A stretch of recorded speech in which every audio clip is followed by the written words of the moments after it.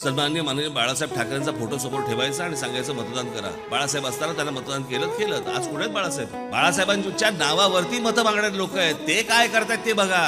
मी आज जे तुमच्याकडे मत मागायला आलोय, ते मत मागायला मी माझ्या जीवावरती आलोय. मी कोणाला तुमचा फोटो दाखवत नाहीये कोणाचा. त्यांना अजूनही फोटोंची गरज लागते, त्यांना अजूनही त्या गोष्टींचा आधार लागतोय.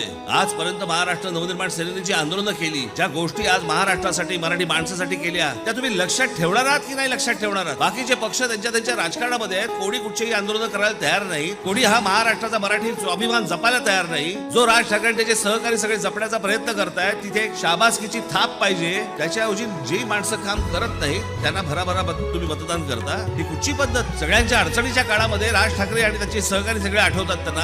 आणि मतदानाच्या दिवशी काय होतं मग? गेली 15-20 वर्ष झाली या महाराष्ट्रामधला शेतकरी आत्महत्या करतोय. कुठच्याही राज्यकर्त्याला आजपर्यंत विचारले नाही तो शेतकरी आत्महत्या का करतोय, त्या प्रश्नावरती तुमचं उत्तर काय?